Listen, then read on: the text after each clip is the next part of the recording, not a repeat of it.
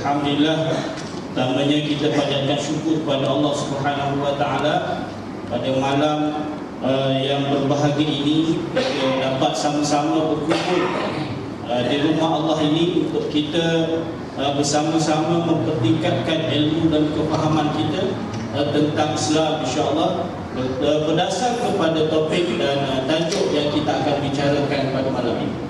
Terlebih dahulu diucapkan ribuan terima kasih kepada pihak Masjid Asy-Syarif Teluk Datuk Banting atas kesudian bekerjasama dengan pihak Lembaga Zakat Selangor untuk melaksanakan program pada malam ini, dan juga diraikan kepada datuk-datuk, datin-datin, tuan-tuan dan puan, tuan-tuan nazir, pengurusi surau kawasan muslimin dan muslimat yang dirahmati Allah Subhanahu wa taala.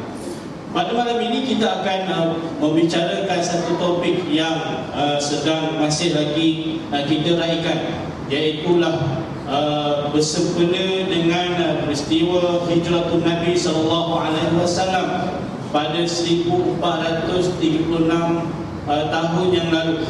Iaitulah kita akan berbicara berkaitan dengan hijrah dan pengorbanan. Dan satu persoalan yang timbul situ ialah kemanakah kita.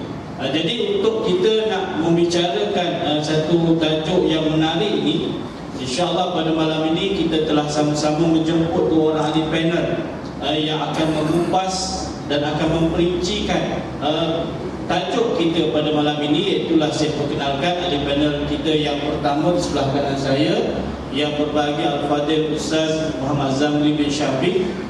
Beliau merupakan pengurusi Persatuan Ulama Malaysia Cawangan Selangor. Assalamualaikum Ustaz. Dan juga anak jati Banting Sejangkang. Silap. Dan anak jati Sejangkang. Jauh saya. Jauh. InsyaAllah. Dan ahli panel kita yang kedua yang saya pun nak perkenalkan pun tuan-tuan mungkin lebih mengenali, yang biasa kita lihat dalam kaca televisyen dan juga radio, iaitu ahli panel yang kedua Al-Fadhil Dr. Ustaz Ruslan bin Muhammad. Beliau merupakan pensyarah di Universiti Melayu dan merupakan pendakwah yang terkenal di Malaysia. Jadi tuan-tuan, macam Allah Subhanahu wa taala setiap tahun kita apabila tanggal 1 Muharram kita akan mendengar satu ucapan nasyid ataupun ucapan yang menarik. 1 Muharram, detik permulaan perkiraan tahun Islam hijrah, permulaan Nabi dan umat Islam, perjalanan penghijrahan Nabi dan umat Islam dari kota Mekah ke kota Madinah. Atas keyakinan dan iman yang teguh, kaum Muhajirin dan Ansar bersatu, rela berkorban, rela berjuang untuk menegakkan Islam tercinta. Hijrah itu pengorbanan, hijrah itu perjuangan, hijrah itu persaudaraan, hijrah membentuk perpaduan. Oleh itu, mari semua kita sambut mahijrah, tingkatkan semangat. Apa lagi? Boleh sambung tadi lah. Panjang cerita. Baik, bila menyebut tentang hijrah dan pengorbanan, dan kita setiap tahun yang dah 30 kali, 40 kali lah dalam hidupnya mungkin sambut mahijrah. Jadi sebagai kalau boleh tahun ni mungkin ada satu perbezaan, ada satu peningkatan berbeza tahun-tahun yang lalu kita sambut mahijrah. Jadi sebagai lontaran persoalan yang pertama untuk kita sama-sama fikirkan dan kita ambil untuk, iaitulah saya berikan kepada Al-Fadhil Ustaz Zamri Syafiq sebagai ahli panel yang pertama. Bila menyebut tentang hijrah ini, jadi Al-Fadhil Ustaz, mengapakah perlunya kita sebagai umat Islam meraihkan peristiwa hijrah ini, dan apakah pentingnya peristiwa ini dalam kehidupan kita. Terima kasih. Bismillahirrahmanirrahim. Assalamualaikum warahmatullahi taala wabarakatuh. Alhamdulillahirabbil alamin wal 'aqibatu lil muttaqin wa la 'udwana Asyhadu an la ilaha illallah wahdahu la syarika lah wa asyhadu anna Muhammadan abduhu wa rasuluh. Allahumma salli wa sallim ala sayyidina Muhammad wa ala alihi wa sahbihi wa man tabi'ahum bi ihsan ila yaumiddin. Terima kasih kepada Ustaz Farizal selaku moderator kita pada malam ini. Yang berbahagia Ustaz Ruslan Muhammad, rakan forum. Yang berbahagia Tuan Nazir, Tuan Kuasa Masjid, Datuk-datuk, datuk-datin, tuan-tuan dan puan-puan yang dirahmati oleh Allah Subhanahu wa taala. Pertamanya alhamdulillah. Ucapan syukur kepada Allah Subhanahu wa taala kita panjatkan kerana pada malam ini sekali lagi kita diberikan kesempatan oleh Allah Subhanahu wa taala untuk meraihkan suatu hari yang amat penting dalam kehidupan baginda Rasulullah sallallahu alaihi wasallam. Daripada beratus-ratus atau beribu-ribu peristiwa penting yang berlaku kepada baginda Rasulullah sallallahu alaihi wasallam, iaitu peristiwa hijrah Rasul. Pada tahun ini kita meraihkan hari ulang tahun penghijrahan baginda Rasulullah SAW daripada Mekah ke Madinah bagi kali yang ke-1436. Dan peristiwa ini disambut oleh umat Islam bagi menzahirkan betapa pentingnya peristiwa ini bagi kita. Sehingga kata Umar Al-Khattab radhiyallahu anhu menjadikan tarikh penghijrahan Nabi sebagai tarikh bermulanya kalender Islam. Umar tak ambil daripada tarikh lahir Nabi seperti mana orang-orang Masihi mengambil tarikh lahir Nabi Isa kononnya. 1 Januari itu kononnya sebagai tarikh lahir Nabi Isa.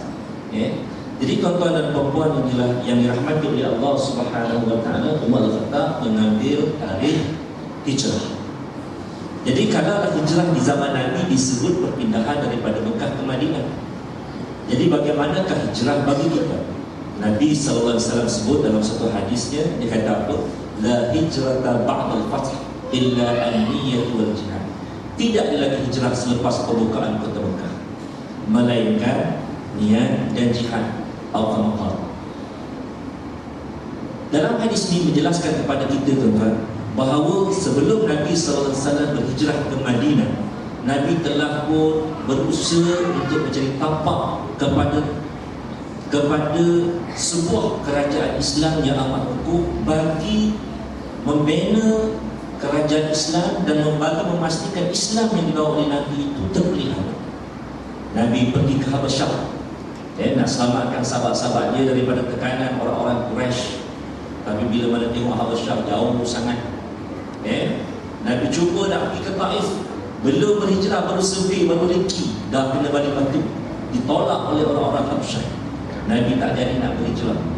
Dan kemudian Nabi berunding dengan beberapa kabilah yang ada di luar Mekah bagi membolehkan Nabi berhijrah.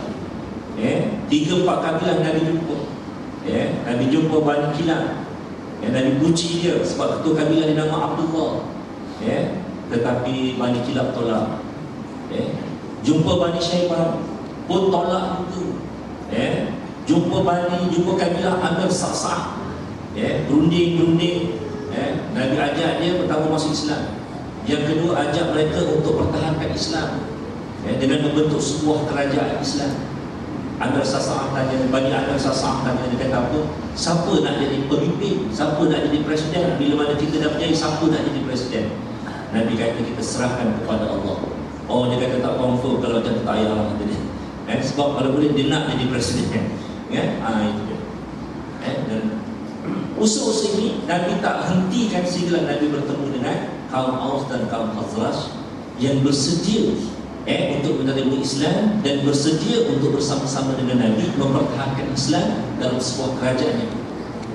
Kenapa orang-orang Aus dan Khazraj ini tuan-tuan boleh bersedia menerima tawaran Nabi? Sebab orang Aus dan Khazraj ini dah lama dengar tentang kelahiran Nabi Muhammad sallallahu alaihi wasallam, kerana kaum Aus dan Khazraj ini berjiran dengan orang Yahudi. Semua didengar berita-berita Yahudi untuk ceramah. Orang-orang Yahudi dengan Aus dan Khazraj ini bermusuh. Sebab apa? Sebab walaupun mereka ramai, walaupun mereka kuat, tetapi mereka tak dapat memerintah Madinah. Sebab apa? Kaum Aus dan Khazraj bersekutu dengan kerajaan Rom dan mereka pernah diserang habis-habisan oleh kerajaan Rom dengan dibantu oleh Aus dan Khazraj. Jadi orang Yahudi tak berani Jadi orang Yahudi kata, dalam banyak forum dia kata, siap langkah Allah dan Khazraj, bila mana Muhammad lahir, kami akan bersekutu dengan dia dan kami akan perangi kau. Gitu. Orang Yahudi menyimpan dendam kepada orang-orang Aus dan Khazraj. Jadi orang Aus ni pun bimbang juga kan. Kan? Jadi akhirnya bila mana dia dengar kelahiran Muhammad ini, mereka segera bertemu dengan Muhammad dan mereka pun menyatakan kesanggupan untuk bersama-sama dengan Nabi Muhammad SAW. Maka di kali itu berlakulah Aqabah yang pertama dan kedua, dan di kali itu jugalah tak lama selepas daripada berlakunya Hijratul Rasul. Dan selepas daripada Hijratul Rasul berlakunya pembukaan kota Mekah.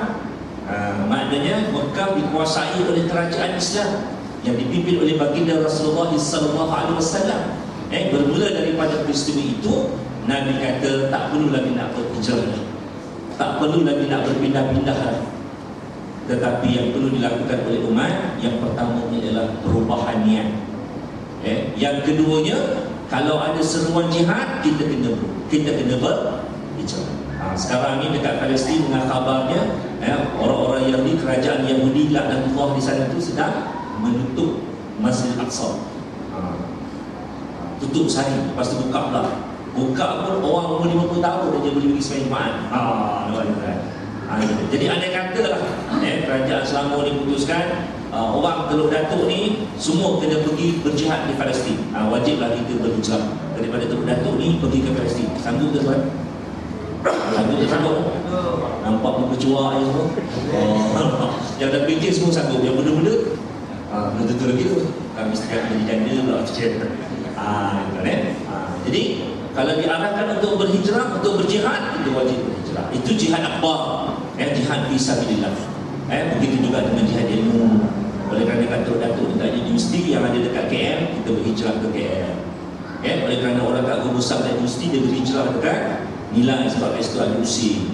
Oleh kerana kat Guru Besar, kat Cerok tu tak ada perniagaan, tak ada bisnes yang baik, maka dia berhijrah ke Shah Alam. Jihad ekonomi. Jadi tuan-tuan dan perempuan yang dirahmati oleh Allah Ta'ala, jadi fokus kita pada malam ini ialah tentang azam, tekad, cita-cita. Inilah yang perlu kita perbaharui pada setiap masa. Ini yang perlu kita hijrahkan setiap masa.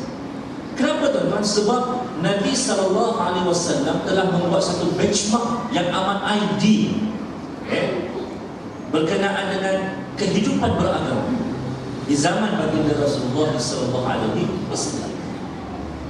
Nabi telah berikan suatu model yang menjadi penanda aras. Itulah sepatutnya yang kita ikuti. Kenapa saya katakan dia sebagai satu penanda aras yang paling sempurna? Sebab Nabi yang sebut, dia kata apa? Khairul quruni qarni. Sebagai kurun itu ialah kurunku. Jadi selepas daripada kurun Nabi Muhammad, selepas era Nabi Muhammad SAW, kita makin merosot kualitinya. Semakin mengecut. Kalau kita nak banding zaman kita ni tuan dengan zaman Khulafaur Rasyidin, Masya Allah, jauh langit dan bumi. Jauh tuan, langit dengan bumi jauh. 4 orang sahabat yang dijadikan syurga oleh Rasulullah SAW, nak banding dengan kita, langit jauh langit dengan bumi. Jadi sebab itulah kita kena muhasabah sejauh mana kita menjejaki baginda Rasulullah SAW, sejauh mana kita mengikuti sunnah baginda Rasulullah SAW, sejauh mana kita jadi seperti mana para sahabat yang begitu taat kepada baginda Rasulullah SAW. Cukuplah tuan-tuan kita tengoknya dalam beberapa perkara lah. Kalau kita sentuh tentang benchmark ini, banyak benda yang kita nak benchmark dengan Nabi, yang kita nak tengok kita follow Nabi ke tidak dari segi akidah. Dari segi akidah, bila mana para sahabat sebut la ilaha illallah, sahabat tak sekali-kali akan mempersekutukan Allah Subhanahu wa Ta'ala. Jelas mereka mentauhidkan Allah Ta'ala. Tapi kalau kita tengok zaman kita sekarang, sembahyang Isyak tadi, bila mana takbir Allahu Akbar, Allah yang Maha Besar. Bila mana dia sujud, Subhana Rabbiyal A'la wa bihamdi, tuan-tuan, mesti 3 kali, tak 3 kali tak bangun. Mesti baca, tak baca batal sembahyang.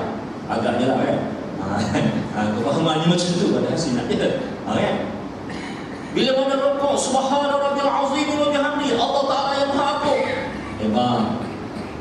Waktu kita solat tadi. Tapi bila mana kita start engine kereta kita, kita dah beriman dengan Tuhan yang baru. Apa Tuhan kita? Tuhan kapitalis. Sebab kereta kita dibeli dengan riba. Sampai dekat rumah, buka pintu, Tuhan yang baru pula, Tuhan kapitalis itu. Sedangkan dekat masjid tadi kata, Subhana rabbiyal a'la wa bihamdi, Subhana rabbil azim wa bihamdi, Allahu akbar, inna salati wa nusuki wa mahyaya wa mamati lillahi rabbil alamin. Tapi semua dah berstandard hidup kita. Dekat masjid kita mengesahkan Allah, tapi di luar masjid kita mempersekutukan Allah Ta'ala. Senang aja tuan-tuan. Kaedahnya mudah. Kita beriman dengan esanya Allah. Allah Ta'ala itu esa. Ini yang kita belajar dalam sifat 20 kan, akidah ahli sunnah wal jamaah. Allah Ta'ala itu esa. Tetapi kalau yang sama, kita beriman dengan kapitalisme. Maknanya dalam satu masa kita ada dua Tuhan. Pertama Tuhan Allah, yang kedua Tuhan kapitalis. Yang kita beriman dengan kedua-dua. Sebab apa? Sebab Tuhan Allah mengharamkan riba. Wa halallahu al-bai'a wa harrama riba. Yang kita puji dekat masjid tadi itu subhana rabbiyal a'la wa bihamdi. Yang kita puji dekat masjid itu subhana rabbil azim wa bihamdi. Yang kita puji dekat masjid Allahu akbar kabira walhamdulillahi katsira. Dia mengharamkan riba.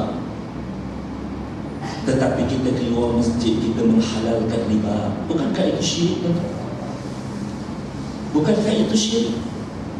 Nampak bezanya kita dengan sahabat. Beza kita dengan sahabat. Sahabat bila mana dia menyembah Allah Ta'ala yang esa di masjid, di luar masjid juga dia menyembah Allah. Dia meninggalkan riba. Bila mana Allah Ta'ala haramkan arak, Umar Al-Khattab sedang pegang dengan cerita, tengah pegang gelas arak sebab waktu tu arak belum diharamkan. Turun tu ayatnya, turun pengharaman arak secara mutlak. Innamal khamru wal maisir wal ansab wal azlam rijsun min amali syaitan. Terus lempar. Tak banyak tanya. Kalau sekarang, why? Kena jelasi why ni kan? Adik, tak boleh pakai surah pendek. Kenapa? Why? Kenapa? Letih orang tu nak ajar. Sahabat-sahabat Nabi dulu, dengar taat, dengar taat, dengar taat. Nabi bagi tahu dengan sahabat, wahai sahabat-sahabatku, di akhir zaman nanti maksiat akan datang daripada bumbung-bumbung rumah. Sahabat dah tanya, macam mana ya Rasulullah? Betul ke? Tak ada. Terus terima riwayat. Sekarang ni kita tengok kan, bagaimana maksiat datang daripada bumbung rumah. Datang daripada channel Astro kita, dari Astro kita tu, daripada antena TV kita, daripada kita punya wifi, streamix, di situ masuk maksiat dalam rumah-rumah kita. Sahabat-sahabat tak query, terus beriman. Nampak bagaimana pegangan akidah kita pada hari ini. Hari ini bukan hanya sekadar kita beriman dengan Allah dan beriman dengan kapitalisme, sekularisme. Kesan daripada syirik yang berpanjangan ini, lahirlah kelompok yang dikenali sebagai liberalisme, yang berpendapat bahawa tidak ada kebenaran yang mutlak. Hatta daripada Allah pun tak mutlak. Boleh bincang. Boleh bincang. Daripada liberalisme lahir pluralisme. Lahir daripada pluralisme agnostik. Ini yang latest, yang terbaru. Walaupun kalau kita kaji agnostik ni sejarahnya panjang. Dalam zaman kerajaan Islam zaman lampau pun dah ada dah. Agnostik ni kalau dalam dekat dalam web dipopularkan dalam Ibn Waraq. Agnostik ni dia adalah satu aliran pemikiran yang berada di tengah-tengah antara teis dengan etis. Teis ni kelompok orang beragama. Etis orang tak percaya agama. Betul. Jadi antara etis dengan teis, agnostik. Agnostik ni dalam buat akidah disebut sebagai kelompok yang waham dan syak. Dia percaya dengan Tuhan tetapi tidak mempercayai. Ini Ustaz percaya tapi tak percaya ni macam mana? Jadi dia pakai kopiah serupa macam kita, pakai jilbab serupa macam kita. Sebab apa? Sebab dia tidak mahu dilihat sebagai tidak beragama. Tetapi dia tak beragama. Dia tak percaya. Dia percaya Al-Quran, tetapi dia tak percaya Al-Quran itu datang daripada Allah, tetapi datang daripada Nabi Muhammad yang genius. Dia percaya Muhammad itu genius, ahli falsafah yang hebat. Ini yang berlaku di kalangan generasi muda. The Star beberapa bulan yang lalu mendedahkan perbualan seorang wartawan dengan seorang agnostik. Dia berjilbab, tetapi bila ditanya, kenapa awak berjilbab? Saya nak menyembunyikan identitas saya. Dan kalau kita selusuri lagi, maknanya inilah yang dikatakan sebagai golongan munafik. Zahirnya dia beriman kepada Allah, tapi hatinya kufur kepada Allah Subhanahu wa Ta'ala. Ini kesan daripada krisis keyakinan kepada Islam. Mula-mula krisis saja, krisis keyakinan saja, tapi dia tak murtad, tapi dia tak menafikan. Contohnya bila mana kita kata kita kena melaksanakan sistem perbaikan Islam. Ustaz, betul Ustaz, boleh Ustaz. Orang Cina, India makan riba, kita tak makan riba. Macam mana kita nak untung Ustaz? Boleh ke untung Ustaz? Nampak? Krisis keyakinan. Kita kena laksanakan undang-undang jenayah Islam. Boleh ke Ustaz? Ada Cina, ada India, ada Keling, boleh ke Ustaz? Ini krisis keyakinan. Tetapi dia masih lagi semayang, dia masih lagi percaya pada Allah Ta'ala. Tapi kemuncak pada krisis keyakinan dia, akhirnya dia langsung tidak mempercayai apa yang dikatakan oleh Allah Ta'ala dan Rasul. Ini dari segi akidah. Jadi kalau beginilah keadaan akidah kita, so ayo kita berhijrah, kita kembali kepada ajaran yang oleh baginda Rasulullah SAW. Begitulah juga tentang bernegara, tuan-tuan. Nabi SAW berhijrah sampai ke Madinah, tegakkan negara Islam Madinah, dan Nabi Muhammad sebagai Presiden of Madinah State. Tetapi berapa puluh tahun orang-orang Islam selepas kejatuhan kerajaan Osmaniyah pada tahun 1924 menafikan bahawa dalam Islam ini ada siasat. Kebanyakan orang-orang Islam berpendapat siasat dan Islam itu dua benda yang berbeza macam minyak dengan air. Sebab apa? Siasat dipotong, Islam suci. Mana boleh benda yang kotor dicampurkan dengan benda suci. Inilah pegangan kebanyakan orang-orang Islam. Sedangkan Nabi Muhammad SAW dalam misi melobi dia nak menegakkan negara Islam, Nabi minta seruan yang pertama mengajak mereka memeluk agama Islam, yang kedua mengajak mereka untuk bersama-sama mempertahankan Islam dengan menubuhkan semua kerajaan Islam. Ini lobi Nabi kepada kabilah-kabilah yang di luar Mekah.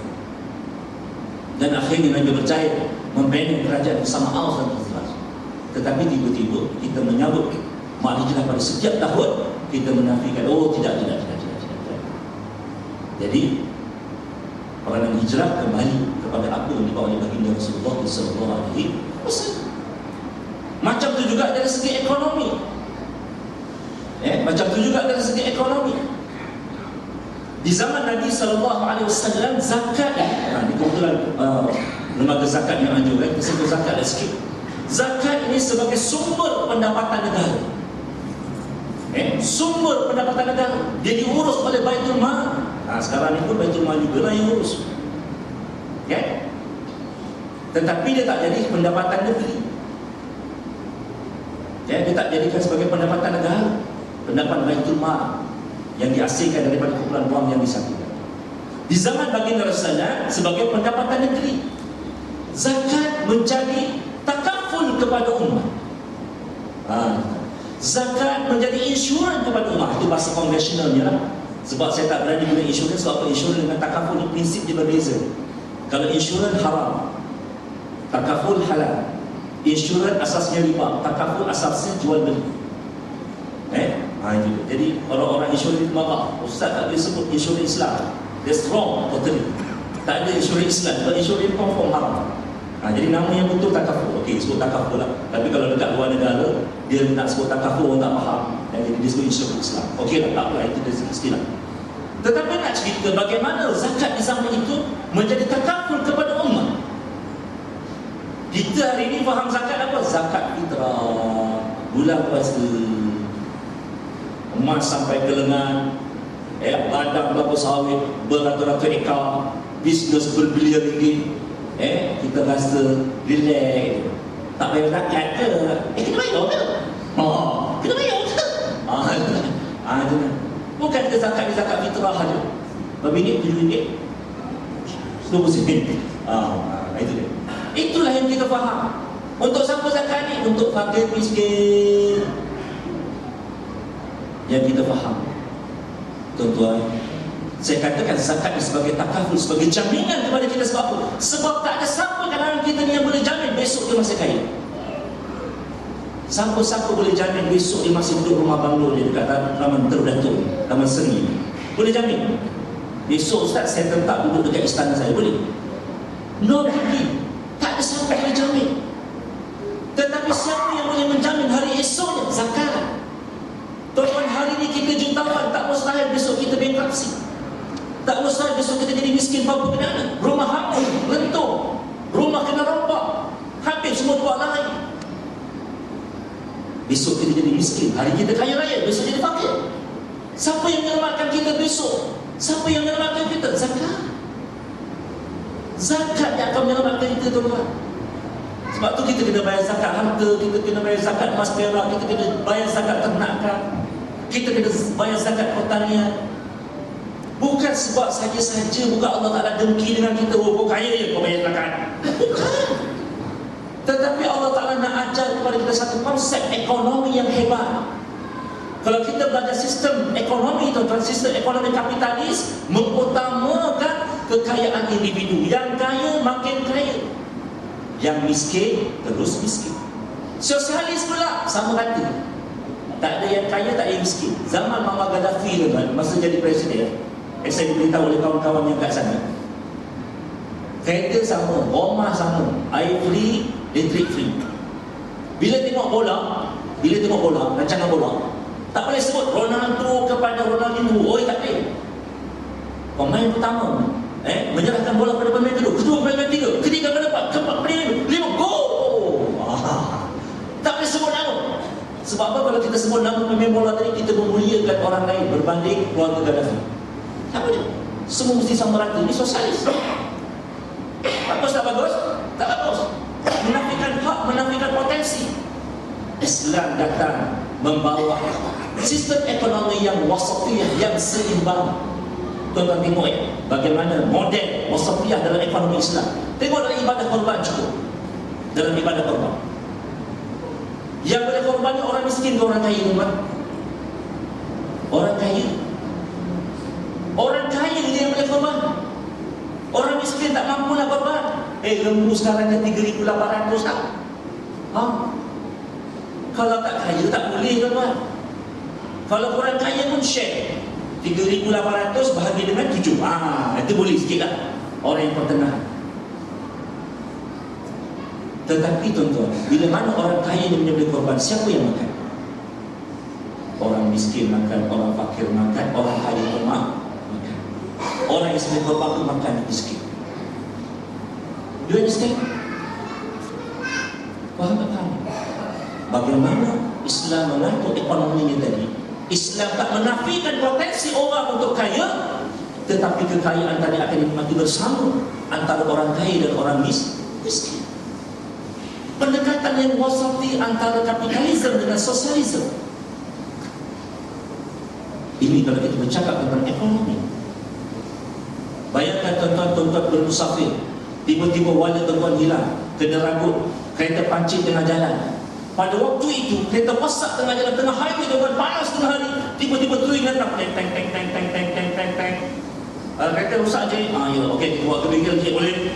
Tak apa, tak ada duit ni. Tak apa, don't worry. Kau angkat, tu yang angkat, ke bengkel.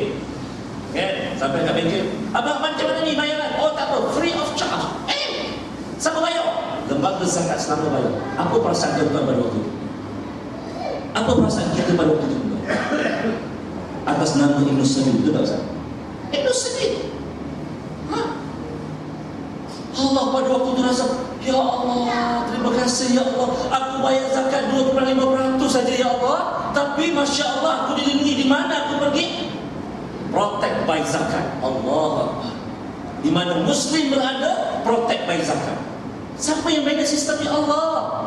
Siapa yang ajak pada kita? Rasulullah. Model yang terbaik di zaman baginda Rasulullah SAW. Dalam zakat ada amil. Amilnya apa, teman-teman? Amil ni satelit tak? Allah. Tapi kita sekarang ni satelit kita berbunyi setahun sekali je. So kita nak hijrah hari. Nak hijrah supaya jadi amil macam zaman Nabi SAW. Dia jadi penggerak. Amil kita sekarang di mana? Di surau-surau. Bila mana ada sahaja kebakar, ada sahaja musibah, ada sahaja orang kaya jadi miskin, ada sahaja orang yang perlu bayar zakat, alamnya akan bergerak, alamnya akan bunyi pang. Siapa yang akan datang dulu? Masjid yang akan datang dulu. Wah, kenapa? Rumah terbakar, ya Allah kesiannya semalam di kaya raya, sekarang jadi miskin, apa berani? Bantuan zakat. Pakai di masjid dulu kan. Sebab apa? Segera. Setelah hari Ahad, dapat Ustaz Farizan tutup. So hari Senin Nazir pergi dapat Farizan, Ustaz semalam ni ada kebakaran. Dulu di kaya raya, hari Sabtu di kaya raya jutawan, hari Ahad dia miskin, apa berani? So kita tolonglah. Masjid tolong, tapi tak cukup kan? So minta nama Ustaz Farizan atau dia boleh. Nampak? Amil menjadi penggerak, masjid menjadi satelit, menjadi main semua untuk menerima segala signal yang kita dapat daripada Amir. Dikala tuan-tuan, di mana pun orang Islam berada, insya-Allah tak akan timbul seperti mana yang berlaku dalam raya tahun lepas. Saya bersama-sama dengan lembaga zakat, dengan CEO zakat, pada malam WhatsApp. Kita jumpa dekat Rantau Panjang, satu keluarga, seorang ibu janda, anak 10 je. 10. Ya Allah tuan, tinggal dekat kemah, dekat apa? Kemah, dekat Bangsal. Sedihnya tengok, ya Allah, Tiami zakat turun tuan, turun, besok turun. Tengok rupanya memang dah dapat bantuan dah, tapi dia tak nak pindah rumah. Jadi kita pun tanyalah dia, kakak bercerai bila? Oh dah lama dah 3 tahun. Ada baby ni macam mana? Biasa dah sekarang. Kadang fakir kufur. Kadang-kadang kefakiran yang boleh menyebabkan kekufuran. That's itu peristiwa depan mata kita boleh tengok. Kadang-kadang kefakiran, dia menggadaikan dirinya untuk dapat sedikit wang ringgit, akhirnya mengandung anak zina. Anak-anak dia kami dengan zakat bawa lagi itu. Sahabat kita bagi hijau ni. Siapa nama dia? Orang Sintang kenal ada tu. Dia sebut nama kenal ada. Dia bawa. Bawa pergi.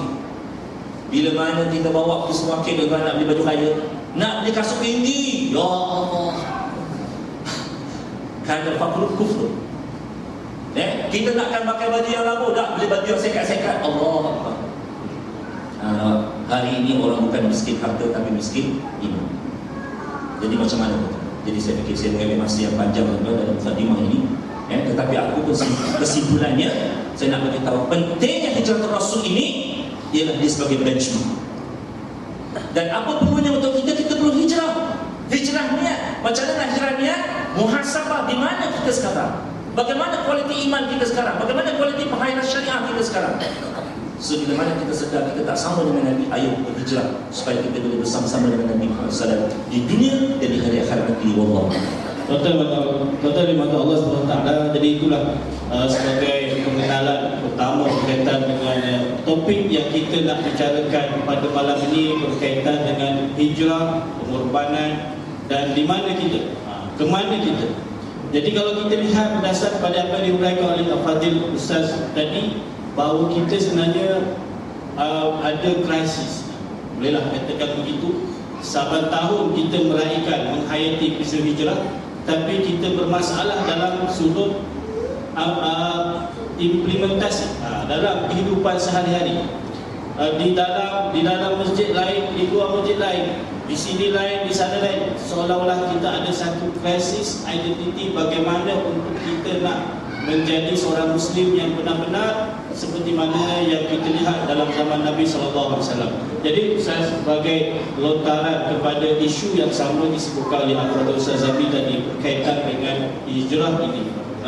Jadi bagaimanakah yang sewajarnya kita sebagai seorang yang mengaku sebagai umat Muhammad yang cinta pada Nabi, yang benar-benar melihat isu hijrah satu isu yang besar, bagaimana untuk kita nak membentuk diri kita sama hebat seperti mana Nabi dan juga para sahabat dalam perjuangan Islam dan juga kehidupan. Assalamualaikum warahmatullahi wabarakatuh. Alhamdulillahi rabbil alamin. Wa nusalli wa nusallimu ala sayyidina Muhammadin asyrafil anbiya'i wal mursalin wa ala alihi wa sahbihi ajma'in. Rabbana 'alaika tawakkalna wa ilaika anabna wa ilaikal masir. Amma ba'd. أعوذ بالله من الشيطان الرجيم.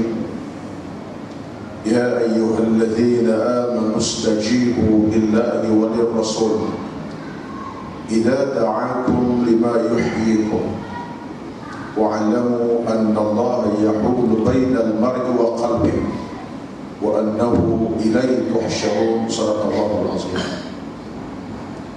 Yang bermaksud, wahai orang-orang yang beriman, penuhilah seruan dan ajarkan Allah dan Rasulnya.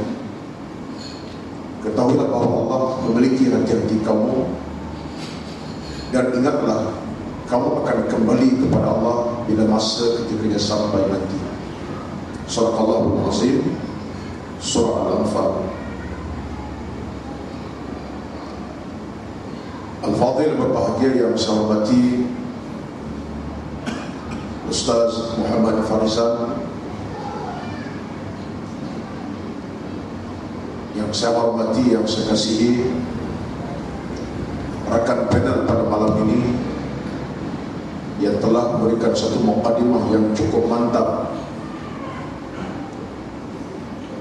Al-Fadhil Al-Ustaz Zamri Syafiq selaku pengurusi dan kuasa Persatuan Ulama Selangor, Al-Fadhil Tuan Nazir Masjid dan seluruh pimpinan masjid, yang hormati seluruh pimpinan masyarakat setempat, yang dihormati tuan-tuan imam, para alim ulama, para ustaz, tuan-tuan guru, kalau bersama kita pada malam ini,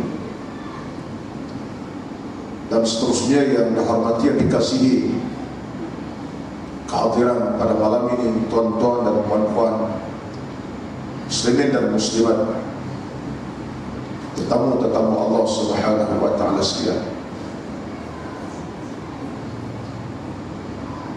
Alhamdulillah,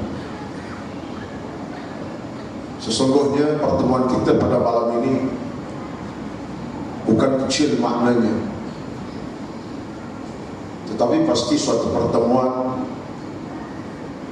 demi untuk sama-sama kita mencari suatu jalan penyelesaian segera di atas semangat keimanan kita kepada Allah Subhanahu wa taala, di atas semangat kasih sayang cinta kita kepada Nabi sallallahu alaihi wasallam, demi untuk kita terus berpegang dengan Islam yang kita anuti dan terus beramal dengan Islam yang kita amali. Dan kita pada malam ini, tuan-tuan, walaupun dalam bilangan yang sekira, nak kata ramai, tak ramai, sikit pun tidak, bolehlah. Tetapi maksud yang tersirat sebalik pertemuan kita pada malam ini, pastilah kita cuba untuk menghayati suatu perbincangan ilmu. Dan lebih-lebih lagi pada malam ini, saya sendiri sebagai panel yang kedua, bila sempat mendengar kupasan yang cukup tersusun rapi oleh panel pertama Ustaz Zamri tadi, saya rasa semacam dicabar dan tercabar.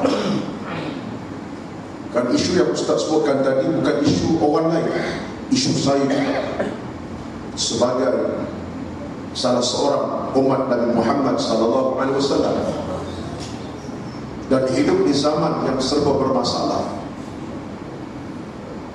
Dan saya pasti tuan-tuan juga merasa ini. Dan saya mengiyakan fakta-fakta tadi, fakta yang benar. Cabaran yang Ustaz sebut, cabaran yang semasa. Tetapi cabaran tersebut, kalau ada di kalangan kita yang tidak cuba untuk menghayati, akan faham apa Ustaz sebut. Liberalismenya, kapitalismenya, apa hal ini? Kami hidup dah lama dah, makan minum pun mudah, sembahyang boleh buat, masjid pun ada, boleh jadi macam tu jawapan kita. Betul, apa yang kita lihat sekarang ini memang segalanya mudah. Sembahyang subuh tak sempat lagi, duduk di masjid start maghrib sampai subuh start tak sebenarnya tuan-tuan. Tetapi dalam hakikatnya ialah kita ada masalah sebenarnya. Masalah kita ialah kerana komitmen kita dengan Islam yang kita anuti. Islam kita anuti, kita sedang menerima, tetapi kita mendasari dengan amal ibadat yang sebenarnya. Jadi tuan-tuan, pada malam ini bila Al-Fadhil Ustaz Zabri memuqaddimahkan begitu rupa, saya pun rasa semacam sesak nafas. Bagaimana sambut perbincangan ini? Dan ini menyebabkan saya rasa dalam kesempatan ini, di mana saya nak mulakan pun tak tahu. Tetapi adat dan pegang mic, cakaplah. Berapa lama cakap, Wallahualam. Kalau Ustaz Zabri tadi setengah jam, saya sekitar 60 minit cukup lah. Tuan-tuan, puan-puan, asas pertama saya sebut kepada tuan-tuan pada malam ini, menyokong apa yang Ustaz sebutkan tadi. Isu kita satu di antara masalah ini ialah kita melihat hijrah Nabi dalam kacamata Nabi berhijrah daripada Mekah ke Madinah. Itulah yang kita nampak. Sedangkan hijrah yang sebenarnya terkandung di sebalik hadis bacakan tadi, la hijrata ba'da al-fath walakin jihadun wa niyyatun.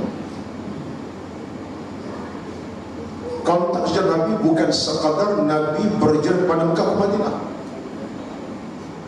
tetapi timbul soalan mengapa Nabi berhijrah pada Mekah ke Madinah. Arti ada jawapan di sebalik peristiwa tersebut. Madinah, Mekah, negeri yang tak subur untuk Islam, negeri yang tidak subur untuk dakwah. Mekah penuh dengan jahiliyah, syirik dan kufur kepada Allah Subhanahu wa taala. Tidak ada keamanan. Islam tak boleh tegak negara Mekah itu. Sekadar untuk makan minum boleh, sekadar untuk carita boleh, tapi dalam menegakkan iman dan akidah, tauhid dan keteguhan kepada Allah, percaya akhirat, memang tak boleh. Ada masalah di Makkahul Mukarramah, cabarannya dan sebagainya. Itu sebabnya Nabi hijrah ke Madinah. Cuma yang kita ambil dalam sejarah di sekarang ialah Nabi masuk Gua Thur. Dalam Gua Thur, Abu Bakar disengat oleh kala jengkit, hijrah Nabi sekian, full stop, temu taubat, dapat cuti lagi. Kalau cuti Malaysia lihat tambah hari sedih. Itu kita tunggu.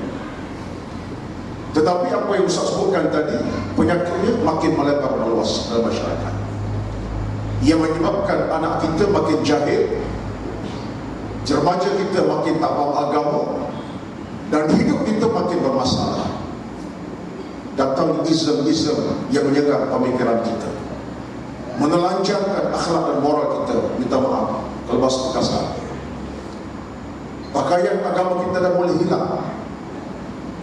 Dalam maksud pakaian akidah kita, yang sepatutnya mewarnai kehidupan kita sampai ke bila-bila, untuk kita mati dalam iman yang tulen. Tetapi tuan-tuan, inilah kenyataan kita hadapi sekarang ini. Nak salahkan siapa? Payah. Tetapi kesalahan tetap ada, tuan-tuan semua.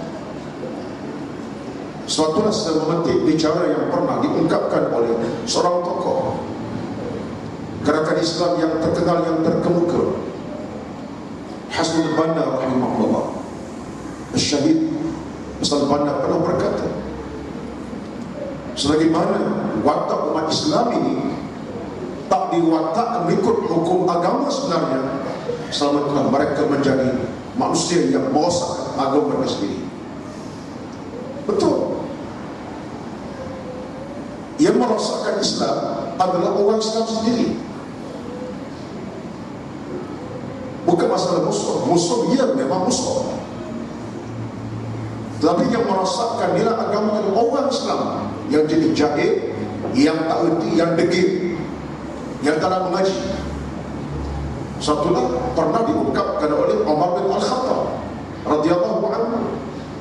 Umar pernah sebut, innama tanqadhu ural Islam arwatan idza nasha'a fil Islam man lam ya'rif al-jahiliyata. Umar sebut, dirakamkan oleh kitab-kitab yang lama-lama. Kata Umar, Islam akan tercabut, akan terpisah, terungkap bila mana ada dalam kalangan orang Islam man lam ya'rif al-jahiliyata, yang tidak mengenali apa itu jahiliyah dan kejahilan. Ini masalah kita, tuan-tuan semua. Kita hidup dalam kejahilan, dan di antara keras keyakinan tadi, kita tak yakin kebenaran Islam yang kita anuti. Ada prasangka terhadap apa Nabi bawa, Nabi ajar, yang Allah beritahu kepada Muhammad. Ada prasangka. Hal ini kadang-kadang, tuan-tuan, minta maaf saya kata, bukan orang luar. Kita tengok dalam kediaman kita sahaja. Dalam kediaman rumah yang ada, rumah itu ada 5-6 anak. Tengok, tuan-tuan, ada prasangka anak kepada Islam. Ada. Contoh yang simple, yang saya kata sebagai suatu amaran awak pada saya ialah, kalau anak kita pakaian tak lengkap sebagai seorang mukminah muslimah, pakai baju sendal nampak pusat, yang ayahnya berserban hari-hari ke masjid, ke surau, yang maknya ke masjid tak putus siang malam mengaji oleh muslimat, tapi anaknya ada keyakinan pada agama. Nak kata apa tu? Tak itu satu keyakinan dalam kediaman rumah kita, yang anak kita boleh menerima ketetapan beragama. Bila kita sebut pada anak, ngah, pasal mau pakai macam tu, mak tak setuju. Dia kata apa? Mak dia diam sudahlah, mak orang tua. Mak jangan silama, ngah ni jangan sebau. Contoh, kalau contoh itu tuan-tuan boleh terima tak apa. Itu belum cakap tentang di luar sana dalam masyarakat kita, di belah Bangi, belah mana-mana, belah negeri Johor Bahru, belah mana-mana, belum dalam kediaman kita, tuan-tuan. Satu, saya berpandangan bahawa isu kita sekarang ialah, bila bercakap hijrah Nabi ini, cukuplah sekadar bercakap tentang peristiwa yang berlaku, sekadar Nabi daripada Mekah Madinah, cukup. Hal itu memang berlaku, tetapi persoalan kita sekarang adalah Nabi SAW minta kita mengambil kesempatan itu di atas nama jihad wa niyatun tadi.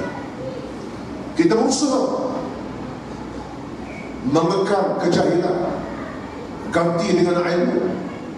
Tak faham kita belajar, tak faham kita tanya, tak faham kita bersoal jawab, tak tahu kita mengaji.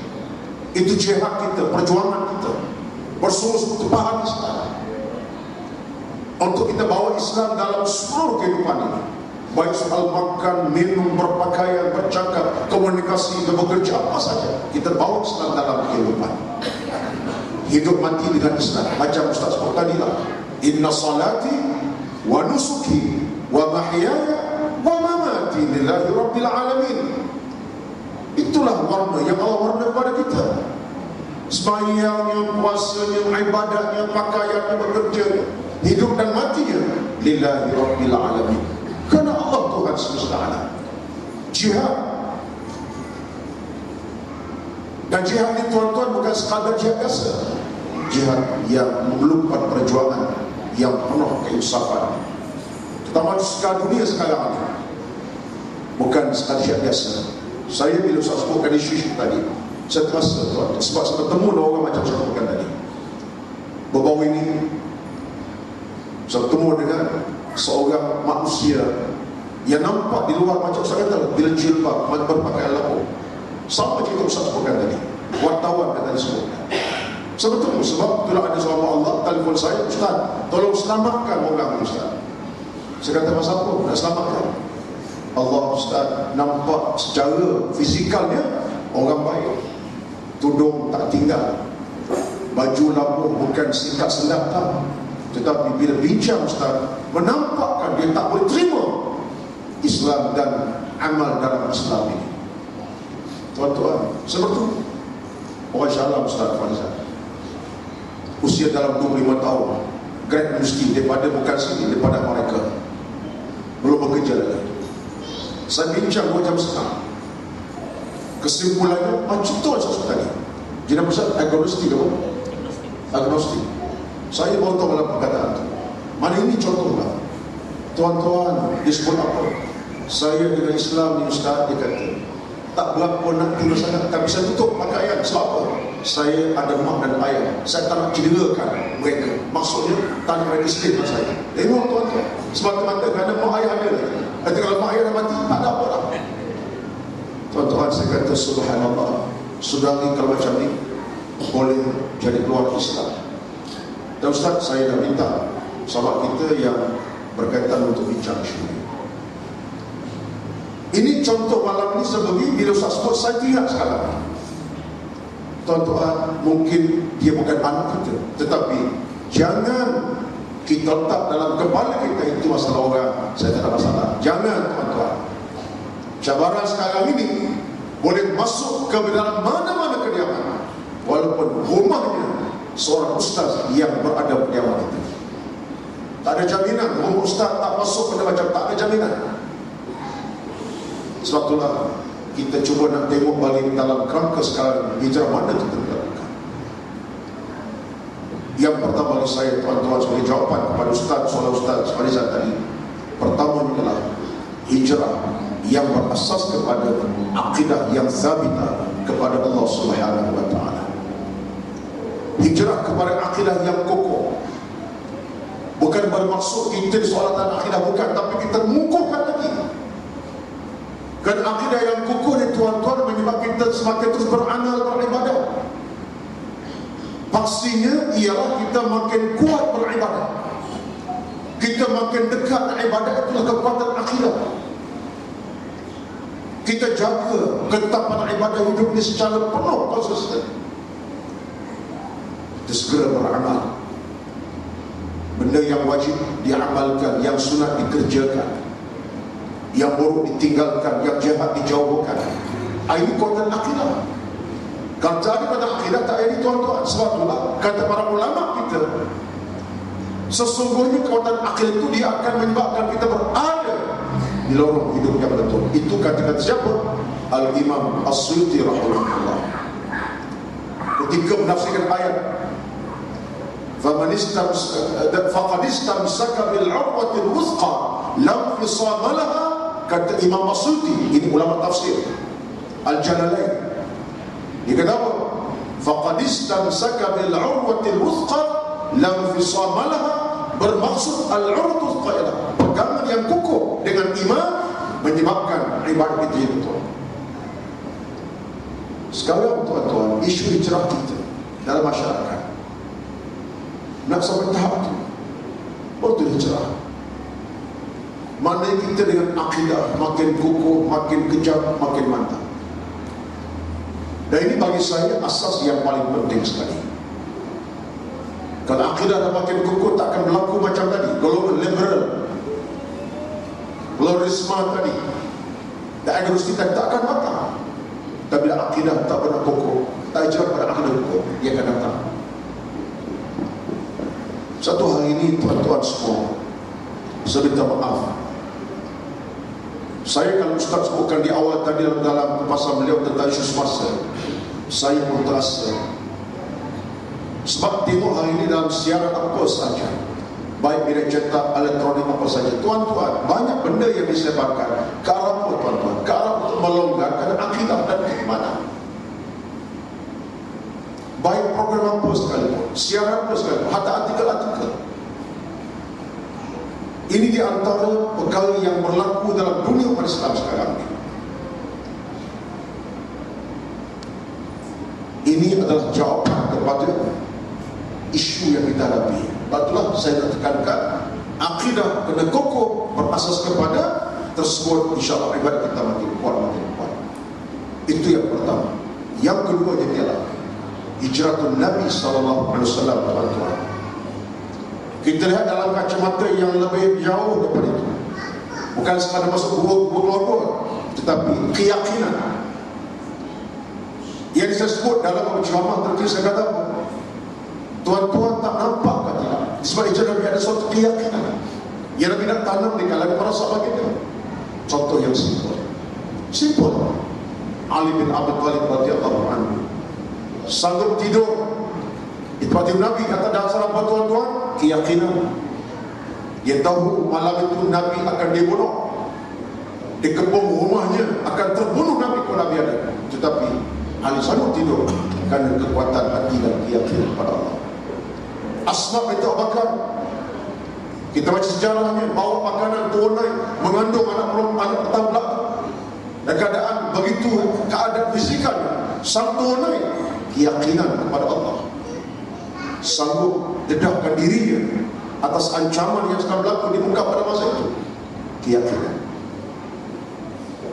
Samalah keadaannya kepada Abu Bakar sendiri, Abu Bakar Siddiq radhiyallahu anhu, yang bawa semua harta bendanya, tak tinggal sikit pun. Disebut pada Nabi, taraktullah wa rasul, aku tinggalkan Allah dan Nabi pada rumah kediaman Nabi. Aku tak bimbang mereka lapar dan dahaga. Bawa harta untuk bawa ke Madinah bersama Nabi. Keyakinan. Abdullah bin Abu Bakar, seorang pemuda yang hebat, boleh tunai ke Gozo, dengar cerita, bawa berita kepada Muhammad pagi siang malam. Dia tahu dia terancam. Kalau ditangkap, dibunuh, dipenjara, IS terus. Tapi tuan-tuan, dia sanggup bawa cerita, jangan dapat berita, kerana yakin kepada Islam dan ajaran Nabi Muhammad dan kepada Allah SWT. Amir bin Fuhairah, seorang kepala kambing orang kampung, mengaji tak tinggi, tak universiti mana-mana, kerja gala-gala kambing, tapi dia yakin. Dia bawa kambing pagi petang di depan gua supaya kambingnya menghapuskan tapak kaki Asma, Abdullah dan Nabi SAW. Tengok Amir yakin pada Allah. Dia sanggup berada dalam situasi yang terancam itu. Dia kalau orang tangkap, dia ambil dia. Walaupun dia orang kampung. Di mana watak dia tuan-tuan? Di mana kekuatan? Yakin, sebab saya sebut, bila hijrah ni kita penuh keyakinan pada agama, insya-Allah tuan-tuan, insya-Allah kita akan dapat sebuah kehidupan yang penuh dengan keredaan. Cuma tinggal lagi apa langkah-langkahnya, itu tunggu pusingan. Yang kedua, jangan ke mana-mana kerana jangan selesai. Kita kena berhenti macam tu, baru tuan-tuan bertatanya. Kalau landing habis, tuan kata habis dah ceramah, sekian ustaz. Jadi yang kedua nanti saya akan sambung insya-Allah. Wallahu a'lam. Sekadar itu. Tuan-tuan dan Allah SWT sekalian, jadi itulah perkongsian ilmu berkaitan dengan apa yang kita bincangkan, bagaimana untuk kita nak muhasabah diri kita setelah sekian saban tahun kita meraihkan Mahal Hijrah ini. Jadi Ustaz menyebutkan tentang perlunya kita meningkatkan hijrah, akidah kita ke arah memperkukuhkan lagi, dan juga memperkukuhkan keyakinan kita tentang apa yang dibawa oleh Nabi SAW dalam kehidupan kita hari ini. Itulah perkara penting yang kita boleh renungkan dalam diri kita selama ini, setakat manakah tahap level keyakinan dan juga akidah kita terhadap Allah Ta'ala dan juga kerasulan Nabi SAW, khususnya dalam membawa rahmat kepada seluruh alam. Jadi tuan-tuan mati Allah Subhanahu Wa Ta'ala, kalau kita lihat tentang banyak peristiwa-peristiwa hijrah yang ditunjukkan oleh Nabi sebagai pengajaran dalam kehidupan kita, di antaranya saya nak sebutkan satu je yang kita nak bincangkan dalam kehidupan kita hari ini, iaitulah bagaimana Nabi apabila sampai sahaja ke Madinah, perkara pertama yang Nabi lakukan sebagai permulaan langkah ke arah yang lebih baik, iaitulah Nabi membina yang namanya Masjid Quba. Jadi ini suatu perkara yang suatu perkara yang menarik untuk kita bincangkan. Daripada banyak tempat banyak perkara yang kita boleh mungkin boleh dicadangkan, boleh dilakukan, tapi mengapa Nabi memulakan hari langkah yang pertama bila sampai ke Madinah ialah Nabi membina masjid.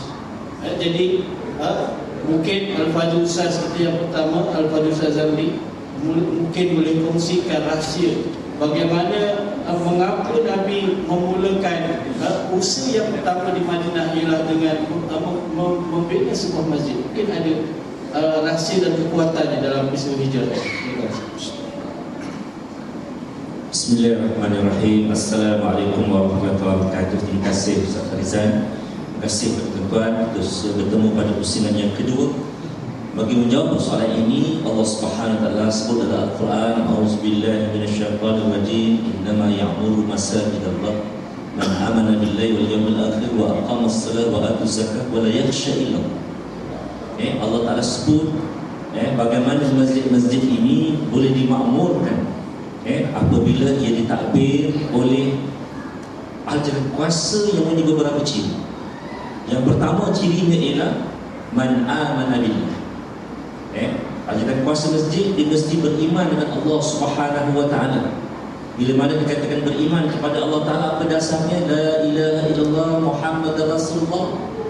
Maknanya orang yang mentakbir masjid ini dia mesti membersihkan dirinya daripada unsur-unsur syirik. Seperti mana yang kita bahaskan pada pusingan yang pertama tadi. Tak boleh kalau masjid ditakbir oleh orang yang pada solatnya menyembah Allah tapi dalam kehidupannya dia menyembah secularism. Tak jadi tuan-tuan. Kita menyembah Allah dan kita menyembah secularism. Maknanya ada dua Tuhan dalam hidup kita. Tak boleh. So bagaimana kita beriman kepada Allah Ta'ala di masjid, maka begitulah juga di luar masjid. Kita beriman kepada Allah Subhanahu wa taala. Contoh kita kat dalam masjid tutup aurat. Sebab kita beriman dengan Allah. Kita dalam masjid dan tutup aurat. So kita beriman dengan siapa? Sedangkan Allah Ta'ala mengarahkan kita untuk tutup aurat. Ini yang saya maksudkan tadi. Jadi maknanya kita kena bersihkan diri kita daripada unsur-unsur syirik, khurafatnya, ajaran sesatnya, dan itu yang pertama. Yang keduanya Allah Ta'ala sebut orang yang mentadbirkan masjid dan membangunkan masjid ini ialah beriman dengan hari akhirat. Kenapa dikaitkan pemakmuran masjid ini dengan hari akhirat? Sebab hari masjid itu kan dia mesti diurus oleh orang-orang yang berintegriti tinggi. Orang yang ada nilai amanah yang amat tinggi. Kerana apa? Masjid ini amanah. Masjid ini sebagai center of dakwah. Masjid ini sebagai penjaga agama di karyanya. Kalau dikatakan dalam maksud syariah yang pertama, Hifzuddin menjaga agama. So dalam konteks sebuah taman, dalam konteks sebuah kampung, siapakah yang akan menjaga agama dekat kampung tadi? Yang akan menjaga khususnya agama dekat kampung tadi? Masjid lah. Tak ada tempat lain. Jadi maknanya itu satu amanah daripada Allah Subhanahu wa taala. Oleh demikian, dia mesti seorang yang berintegriti. Bukan orang yang mengambil kesempatan. Yang dulu-dulu kita dengar lah tuan-tuan Sebelum berlakunya perubahan, kita tengok senarai kutipan masjid seminggu 300. 300. Macam tak percaya, tapi jangan sangat buruk tuan-tuan. Itu yang tercatat dalam buku debit dan kredit. So tak apalah kita percayalah 300. So bila mana kita buat kutipan dapat 1,5 pula. Timbullah kemana hilang 1,200 lagi jangan tanya, itu yang dulu. Kita nak look forward, kita nak ke depan. Jadi bila mana orang yang berintegriti itu daripada 1,300 akhirnya jadi sampai 3,000, 4,000 kutipan Jumaat. Sebab integriti. Hasil tanah wakaf yang asalnya cuma 300-400 sebulan naik jadi 4,000 sebulan hasil kelapa sawit. Sebab apa? Ditakbir oleh orang yang berintegriti. Kemudian yang ketiganya kata Allah Subhanahu wa taala, man amana billahi wa aqamas salat. Orang yang nak mentadbir masjid ini, yang nak memakmurkan masjid ini, mestilah seorang yang mendirikan sembahyang. Pengalaman saya jadi qadhi tuan-tuan, ada kalangan yang kuasa masjid ini yang datang ke masjid bila mana ada VVIP datang.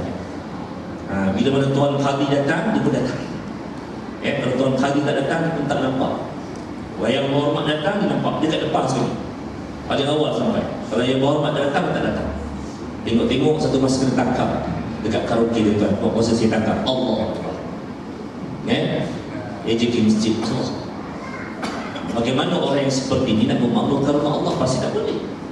Pasti dia ada jiwa masjid yang disebut oleh Nabi SAW. 7 golongan yang akan melakukan firman Allah SWT. Apa antaranya?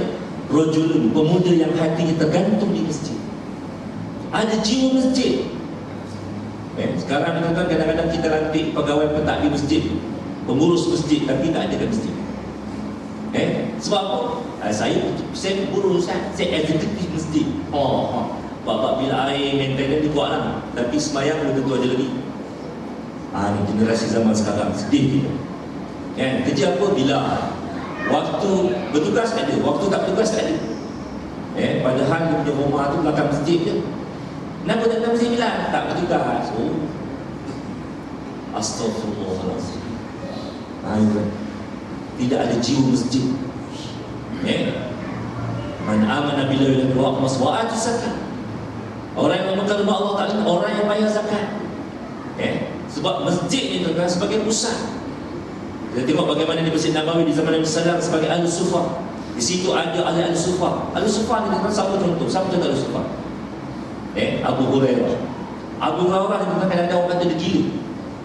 Sebab apa? Cakap seorang-seorang. Tapi kenapa hadis-hadis dari Abu Hurairah ni orang terima? Sebab orang kata dia gila. Dia bukan gila, dia menahan lapar. Sampai dia bercakap seorang-seorang. Nak lupakan lapar tu bercakap seorang. Ni tu. Susahnya Abu Hurairah. Siapa yang jaga dia? Siapa yang bantu dia? Masjid. Masjid Nabawi yang bantu dia. Jadi disitulah peranan zakat. Sebab tu saya katakan tadi, ambil masjid ni, ambil zakat dekat masjid ni, sepatutnya jadi penggerak, jadi alam. Senternya mana? Senternya masjid. Bukan kerja setahun sekali je. Tapi kalau nak kerja sepanjang hari tuan-tuan, Ustaz Farizal kita tambah elang lah. InsyaAllah lah. InsyaAllah tambah elang lah. Kalau sekarang dapat 1/16, mungkin dapat 1/8 pula. 1/8 ni banyak kan duit. Tapi itu peranannya. Wala yakhsha ila Allah. Orang yang jaga masjid tidak takut dengan Allah Subhanahu wa ta'ala. 5 ciri ini tuan-tuan, inilah yang akan menjaga Islam. Sebab itulah Allah Ta'ala Nabi SAW bina masjid. Sebab masjid ini nak melahirkan orang-orang yang ada 5 ciri ini tadi. Sampai ke Kuba bina masjid, sampai ke Madinah bina masjid. Di samping masjid ini sebagai pusat perpaduan. Tuan-tuan, kita tengok sekarang ramai orang Melayu kat orang Melayu dah pecah. Parti politik banyak sangat, A, B, C, D pecah. Siap, bila orang Melayu nak bersatu ni. Kita rasa bimbang kan? Tapi tuan-tuan tengok, sebab apa kita berpecah? Sebab apa kita berpecah? Kalau tuan-tuan perhatikan sebab kita ni berpecah ni tuan, asasnya ialah akidah. Mudah aja tuan-tuan. Kalau dalam masjid ni, sebahagian sebelah kanan saya nak semayang, sebelah kiri ni tak nak semayang. Bila mana sebelah kanan semayang di balik batu, sebelah kiri balik batu. Agak-agak boleh bersatu tak? Boleh bersatu tak? Tak boleh bersatu. Tak boleh bersatu. Sebelah kiri ni nak tutup aurat yang perempuan, sebelah kanan tak nak tutup aurat. Bila mana yang sebelah kiri ni tutup aurat, yang sebelah kanan ni ejek. Ingat lagi tahun 70-an, waktu saya sekolah rendah lagi. Saya tinggal kat Sejangkang. Siapa-siapa yang pakai jilbab, dia kata hantu kum-kum ataupun hantu stoki. Ingat lagi tak? Pakcik ingat tak? Kata zaman ni kau baik-baik pergi sekolah tu, nanti jumpa hantu kum-kum. Kenapa pak? Kenapa pak? Kena saya pegal. Nanti kepala kena pegal. Kenapa kena pegal pak? Nak buat piling. Kan sekarang kita buat jabatan gelar. Betul juga. Tapi dalam hati saya, dalam benak kepala saya, apa kena mengena kepada orang yang nak piling jabatan? Kan cerdik juga lah ni kan, tapi dia kata bodoh, percaya je lah. Benda ni tuan melekat dalam kepala saya sampai sekarang. Saya masih ingat lagi bagi fitnah orang-orang yang tak nak berjilbab ini, memfitnah orang-orang yang berjilbab. So kalau begini situasinya, boleh tak kita bersatu? Tak boleh. Tak boleh bersatu. Jadi untuk kita bersatu, masjidlah senternya. Kenapa? Masjid mengajak kita mengesahkan Allah Subhanahu wa ta'ala. Kan Allah Ta'ala sebut, kalaulah kamu himpunkan kekayaan sebanyak mungkin atas dunia, kamu takkan mungkin dapat satukan hati-hati manusia. Tetapi Allah Ta'ala lah yang menyatukan hati-hati manusia. Sebab itulah Allah Ta'ala kata, wa'tasimu bihablillah, berpegang teguhlah kamu dengan tali Allah. Maknanya asas kepada perpaduan ini, bila mana semua orang bersedia untuk berpegang teguh dengan syariah, dengan akidah Allah Subhanahu wa Ta'ala. Soal berbeza pendapat itu biasa. Berbeza pendapat biasa. Tapi berpecah ni tuan-tuan, seorang nak tutup orang, seorang tak nak tutup orang. Itu pecah tu. Seorang nak melaksanakan Islam, seorang tak nak. Seorang nak laksanakan hudud, seorang tak nak laksanakan hudud. Itu pecah ni tuan. Tapi kalau berbeza pendapat, pegang anjing boleh, pegang anjing tak boleh, ini khilaf. Benda khilaf jangan diperbesar-besarkan. Full stop. Yang nak dibesarkan benda yang halal, benda yang haram itu. Benda khilaf kalau kita buat bahas kan tak suka, saya dia suka. Gaduh je. Geng-geng liberal ni dia suka guna-guna benda khilaf. Sebab itu kita jadi bengong dan tidak lagi buang masa, dan akhirnya kita tak percaya dengan Islam. Oh, kalau orang Maliki pegang anjing tak apa, orang Syafi'i tak boleh blok. Macam mana ni? Ada satu Tuhan tapi dua hukum. Nampak geng-geng liberal main kan. Jadi kita berkata, ya dah betul lah, Tuhan dah betul. Patut satu hukum je. Jadi tuan-tuan dan puan-puan yang dirahmati oleh Allah Subhanahu wa Ta'ala. Jadi sebab itulah tak kata innamal mu'minuna ikhwatun. Sesungguhnya orang-orang yang beriman itu besar. So siapa yang boleh bawa elemen persaudaraan di masjid? Sebab 5 kali sehari tuan, kita temukan mereka di masjid. Ada tak dekat masjid masa takbir tu mengumpat sebelah Allahu Akbar, ustaz akan ceramah lama sangat. Ada. Tak ada tuan. Tak ada mengumpat, tak ada senggol-senggolan, tak ada. Semua bagus je. Sopan, silalah ke depan, silalah. Amboi. Kalau masjid kata wambak. Itu dia. Maknanya yang boleh menyatukan kita ialah elemen Allah. Itu kita sesama orang Islam. Macam mana kalau orang bukan Islam, Ustaz? Kita kat Teluk Dato' dia, Ustaz, ada jiran Islam, ada jiran bukan Islam. Habis tu kita kena bermusuh dengan dia. Siapa suruh? Islam tak pernah ajar bermusuh dengan orang bukan Islam. So, apa asas perpaduan dalam konteks sebuah negara yang majmuk? Apa asasnya? Kalau sesama Islam, tuan-tuan, asasnya ialah akidah, kita bersaudara. Dalam konteks kita dalam negara yang majmuk, asasnya ialah kemanusiaan.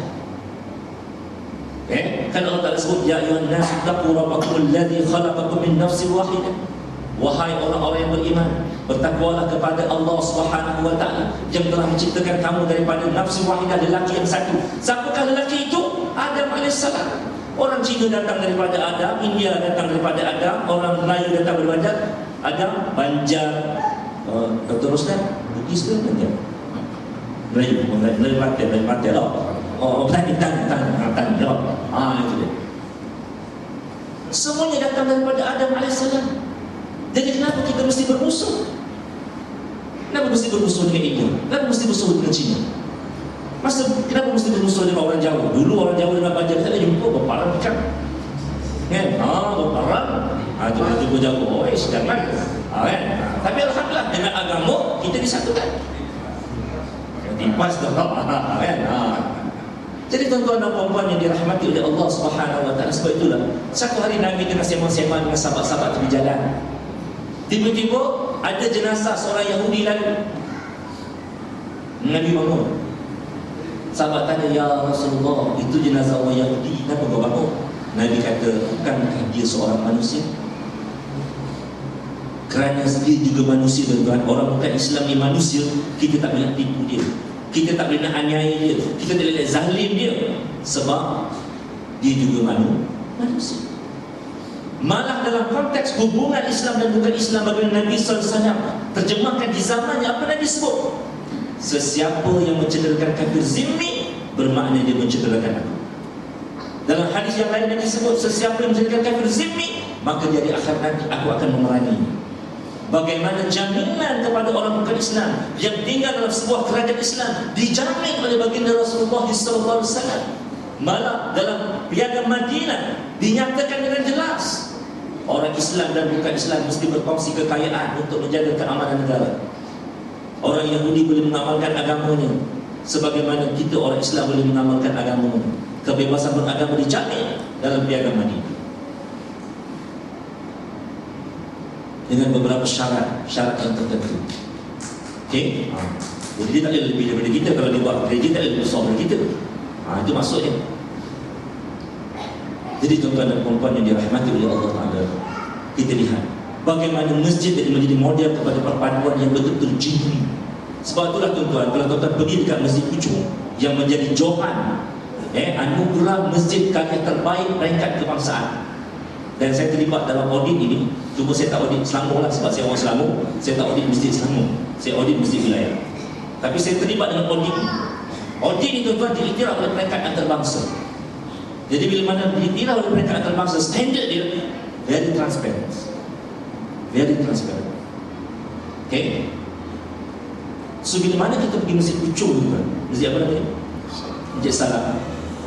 Antara aktiviti dia ada database orang miskin di kalangan orang-orang Islam di karyanya. Bukan sekadar database tuan, dia ada stok berasnya, minyaknya, gulanya.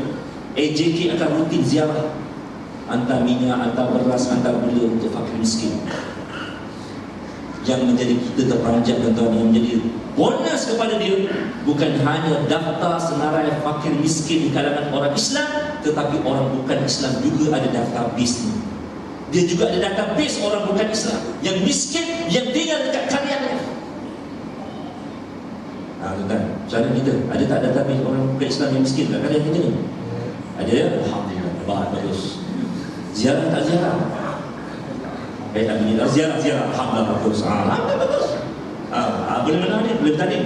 Boleh bertanding tahun depan? Beritahu, dengan saya nanti saya masukkan nama depan. Kita bertanding peringkat kebangsaan. Masjid yang paling makmur. Dahsyat lah. Dia pergi ziarah. Soal hidayah atau soal nombor 2. Tapi yang penting kemanusiaan. Sehingga kan masjid itu dirasai kewujudannya oleh orang Islam dan oleh orang bukan Islam. Sekarang ni tuan-tuan yang ambil peranan gereja. Gereja. Masjid tinggalkan peranan. Jadi susah-susah pergi masjid, pergi gereja. Ini tuan. Okey. Kita kata gereja banyak duit. Tuan-tuan, zakat kutipan setahun 550 juta orang. Tak banyak kan? Banyak. Cuma sistem tu bagaimana? Supaya semua orang dapat merasakan zakat sebagai takaful kepada Allah. Okey. Jadi dengan institusi masjid yang dibina oleh baginda Rasulullah ini jelas dia sebagai elemen perpaduan, dia menjana ekonomi, dia memberikan kekuatan keimanan spiritual kepada para sahabat, dan akhirnya kita lihat satu generasi yang disebut oleh ulama-ulama hadis sebagai jilul Quran, generasi Al-Quran yang unik. Itulah generasi yang disebut Nabi SAW sebagai khairul quruni qarni, yang menjadi penanda aras kepada kita untuk kita mengikut jejak langkah mereka. Wabillahi taufiq hidayah. Assalamualaikum warahmatullahi wabarakatuh. Waalaikumsalam warahmatullahi wabarakatuh. Demikian huraian yang diberikan kepada Ustaz menerangkan tentang betapa pentingnya institusi masjid ini. Bukan sekadar masjid ini sebagai tempat untuk ibadah khususiah sahaja, tapi kita lihat bagaimana Nabi SAW mencorakkan Masjid An-Nabawi, Masjid Quba dan Masjid Nabawi itu sendiri bukan sekadar masjid sebagai ibadah, bahkan masjid menjadi pusat pentadbiran, masjid menjadi pusat kebajikan, jadi menjadi pusat perpaduan, dan segalanya itu ditumpukan sebab dengan masjid itu. Maka sewajarnya kita sebagai umat Muhammad, kita mengambil satu poin penting ini untuk bagaimana untuk kita nak menjadikan masjid kita ini sebagai bukan sahaja sekadar tempat persinggahan. Ada setengah orang ni datang masjid ni dia singgah pergi beli air je. Janganlah kita jadikan masjid ini sebagai center point, pusat center point apa bahasa Melayu, pusat sebagai pusat segala sembilan untuk bila masyarakat ada masalah ataupun ada perkara nak dilakukan, diingat masjid sebagai pusat rujukan mereka. Itu kita sebagai satu cabaran kita. Kita mati Allah Subhanahu Wa Taala. Sebelum kita pergi kepada soalan terakhir untuk Al-Fadhil Ustaz, ada sedikit informasi perkongsian di luar sana. Ada sedikit jualan buku, sedikit jualan buku buku yang bermanfaat berkaitan kekeluargaan Islam dan sebagainya. Jadi tuan selepas program ini bolehlah melihat-lihat di sana di kaunter jualan situ untuk kalau boleh belilah, ataupun yang berkeinginan tertarik boleh beli, berkongsi ilmu hasil daripada tulisan daripada karangan Al-Fadhil Ustaz Ruslan Muhammad kita pada malam ini. Jadi ilmu beliau dikongsikan bersama dalam bentuk jadi kita boleh sama-sama lihatlah sebenarnya, insya-Allah. Dan juga makluman saya juga difahamkan di luar sana ada jualan khot hiasan kufi salah saya oleh teman sahabat saya itu Cik Kahar di situ. Jadi tuan-tuan juga boleh melihatlah mana-mana yang menarik kita boleh dibawa pulang ke rumah. Jadi tuan-tuan mati Allah Subhanahu wa taala. Kalau kita lihat dalam peristiwa hijrah ini, betapa besarnya pengorbanan yang ditunjukkan oleh Nabi dan juga para sahabat. Yang disebutkan oleh Al-Fadhil Ustaz tadi tentang pengorbanan hasil daripada keyakinan. Kita lihat mereka berkorban harta, berkorban nyawa, berkorban jiwa, berkorban keluarga yang meninggalkan keluarga-keluarga yang tidak Islam semata-mata untuk melaksanakan perintah Allah supaya berhijrah. Jadi tuan-tuan mati Allah, kita lontarkan soalan ini kepada al-qaeda kita yang kedua, Al-Fadhil Ustaz, berkaitan dengan konsep jihad dan juga pengorbanan ini. Bagaimana kita boleh detailkan lagi saya tentang bagaimana sahabat Nabi dan juga sahabat ini begitu hebat dari sudut jihad dan pengorbanan mereka terhadap harta dan juga kehidupan mereka. Jadi bagaimanakah perkara ini kita nak jadikan ia sebagai panduan untuk kita pun sama-sama boleh berjihad, boleh juga berkorban. Dan dalam sudut harta itu contohnya ada sedekahnya, ada zakatnya, ada wakaf dan sebagainya. Dari sudut akidah bagaimana untuk kita nak berjuang, nak bagi dakwah Islam tersebar dalam masyarakat tauhid kita. Dan bagaimana semangat dan semangat dan juga kemampuan itu dapat kita sama-sama bina. Assalamualaikum warahmatullahi wabarakatuh. Terima kasih kepada Al-Fadhil Ustaz Farizal atas soalan yang dikemukakan tadi dan sedikit rumusan awal kepada soalan. Tuan-tuan dan puan yang dirahmati Allah sekalian, sekejap tadi saya dan tuan-tuan mengamati jawapan daripada panel kita pertama Ustaz Sabri, dan saya tertarik untuk sedikit menyambung bicara beliau. Kerana bagi saya jawapan tadi jawapan yang penuh dengan informasi, ilmu, motivasi kepada kita semua. Kerana pengkalan masjid ini tuan-tuan adalah segala-galanya. Pengkalan yang tuan-tuan berada sekarang ini adalah merupakan satu pengkalan yang penuh dengan seribu suatu nikmat dan keistimewaan yang tidak ada dalam mana-mana tempat yang lain. Dan betul Ustaz bacaan ayat tadi, innama ya'muru masajidallah man amana billahi wal yawmil akhir wa aqama as-salata wa ata az-zakata wa lam yakhsha illa Allah fa'asa ulaika an yakunu minal muhtadin. Penghujung ayat itu bila Allah sebut secara penuh keinsafan kepada kita, apa Allah kata? Fa'asa ulaika an yakunu minal muhtadin. Mudah-mudahan mereka ini yang kaki masjid, saya ke masjid, jemaah masjid, datang ke masjid, cari ilmu agama dan keimanan ini, apa kata Allah? Fa'asa ulaika an yakunu minal muhtadin. Mudah-mudahan mereka itu berada dalam keadaan Allah bimbing dia, Allah akan tunjuki jalan kebaikan, Allah selamatkan dia, Allah sejahterakan dia. Itu maksud fa'asa ulaika an yakunu minal muhtadin. Artinya tuan-tuan, benar Ustaz sebutkan tadi, masjid adalah suatu pengkalan yang boleh membina manusia yang masuk dengan hati yang buta, insya-Allah dia keluar dengan hatinya terbuka, cerdik dan bijak, insya-Allah. Yang masuk ke masjid dengan dosa maksiat, dia akan keluar dengan keampunan rahmat. Yang masuk dengan kejahilan, tak faham agama sepatah pun, dia masuk, dia mengaji, dia belajar atau istighfar, dia keluar dengan ilmu dan keimanan. Dia datang hati yang penuh dengan perkara yang macam-macam, dalam keadaan dosa dia banyak, dia keluar dalam keadaan Allah ampunkan dosa-dosa dia. Tuan-tuan, batulah bila Ustaz sebut di hujung tadi, dan itu komitmen saya kepada tuan-tuan pada malam ini, menyatukan manusia. Saya setuju. Tidak ada di sana suatu perselisihan yang boleh menyelesaikan pemikiran kita, mereka masjid menyatukan.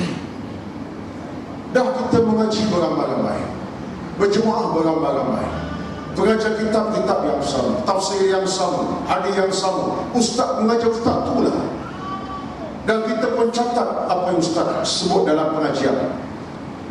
Nak pisah apa lagi tuan-tuan? Mungkin si A yang jiwanya mati, tak boleh cerdik, dah mengaji tadi, jiwa bercahaya. Yang si B pula jiwa dah cerdik, pertama ilmu, makin cerdik, maka tidak ada suatu pemisahan itu tuan-tuan. Tak timbul pemisahan. Arti masyarakat akan terbangun, terbina keimanan dan takwa kerana mereka jadi ahli masjid. Kejahatan mereka tak akan buat. Kebencian kepada kemaksiatan akan berlaku pada orang-orang yang kita kepada masjid. Mana sayang kepada kemaksiatan lagi? Dan kita belajar di masjid, mengaji, berjemaah, bersaf-saf yang sama, dengar bacaan yang sama, tulis apa yang Ustaz sebut, faham Ustaz sebut.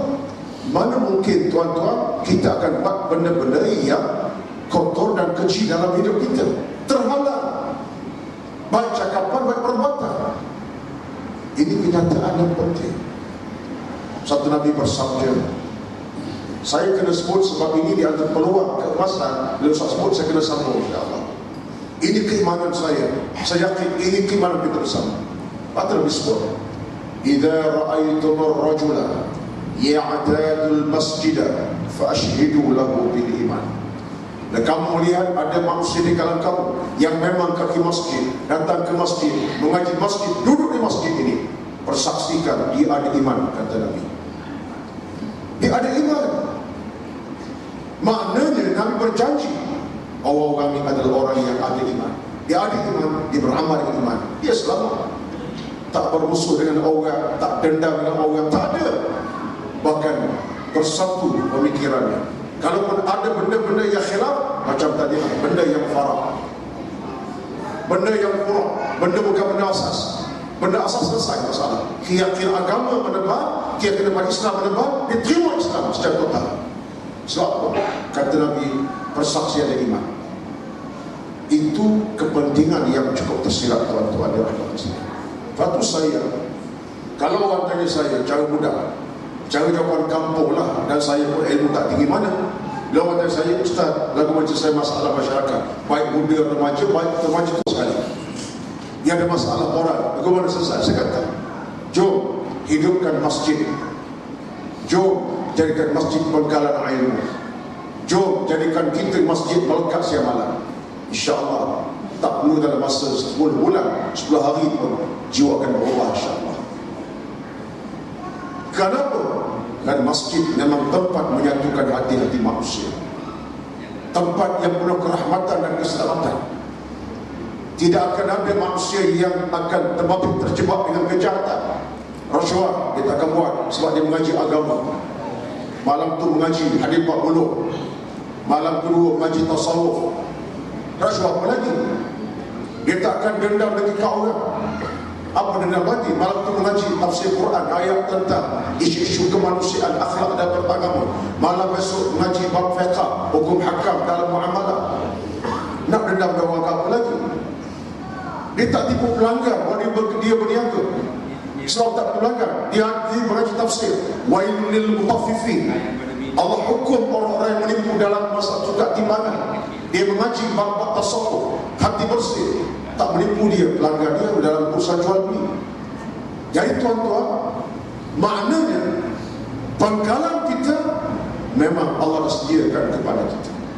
Sebab itulah hikmahnya Nabi kita Muhammad bila masuk ke Madinah, Seawal-awal tempat yang Nabi telah bangunkan, Masjid Quba. Masjid Quba, Nabi tak fikir nak tidur kat mana, bermalam kat mana. Seawal Nabi bina dalam Masjid Quba, Allah isytiharkan dalam Al-Quran, la masjidun ussisa ala taqwa min awal yaumin ahaqqu an taquma fi, yang layak kamu kemampuannya. Maknanya dalam kefahaman di kalangan para ulama, kata mereka, di mana ada masjid kita dekati dia, bermakna kita akan jadi manusia yang melekat jiwa dengan masjid. Teluk Dantu ke, Teluk Dantin ke, tak kira di mana-mana, di Bami ke, di Subang ke, dekat rumah saya di Subang, Shah Alam ke. Bila kita berpindah duduk di kawasan yang dekat masjid, jadi cuma masjid, insya-Allah macam tadilah, kalau hati kotor jadi bersih, jiwa masalah jadi cerdik, hati penuh kejahilan akan faham, hati berdendam akan terukai dendam jadi orang baik. Jadi tuan-tuan, ini perjuangan kita yang sebenarnya. Perjuangan ini perjuangan kita semua. Perjuangan yang kita kena ambil peduli dan kisah cakna. Sebab cabaran kita pada hari ini, kita tak sampai tahap itu minta maaf. Minta maaf, tak sampai tahap itu. Suatulah Izzat Rabi. Izzat Rabi pula dah, adik Nabi Rabi pula dah. Kenal Izzat Rabi sama tuan-tuan? Tak kenal? Betul, bagus. Tak kenal, saya tak kenal juga, tapi baca. Izzat Rabi, PM Israel, pernah bercakap di Parlimen Israel, dia kata apa? Dalam Parlimen dia kata apa?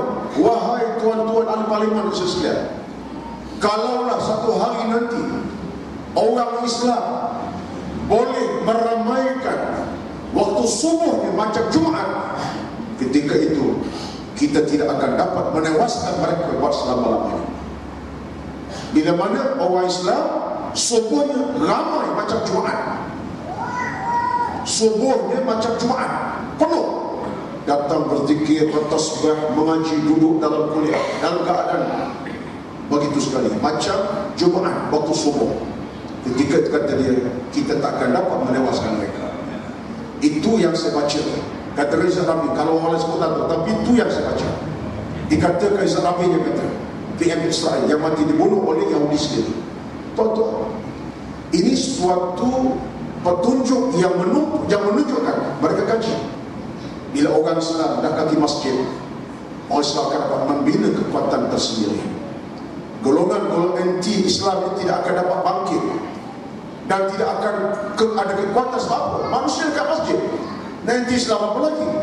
Ilmu masuk dalam dada, dalam jantung hati. Sebab itulah kesimpulan saya tuan-tuan, kesimpulan untuk tadi, tak jawapan lagi ni, kesimpulan kepada jawapan Ustaz tadi. Saya setuju dengan apa yang Ustaz sebutkan tadi.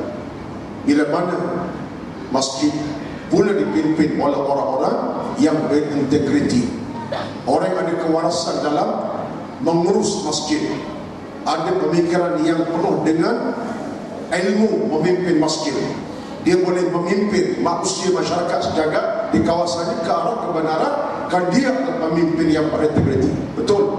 Dan saya lihat inilah perkembangan yang agak baik di Selangor sekarang ini. Termasuklah masjid kita di Datuk ni, insya-Allah Tuan Nazri kita ada nampak orang pun, nampak orangnya ada integriti. Cara duduk pun tahu dah. Cara duduk pun tahu dah. Tuan Nazri kita orang baik, ya, tuan-tuan dirahmati Allah sekalian. Ini bukan nak puji main-main, sungguh-sungguh ni tuan-tuan, ya. Baik. Balik soalan Ustaz tadi. Betul tuan-tuan sekalian.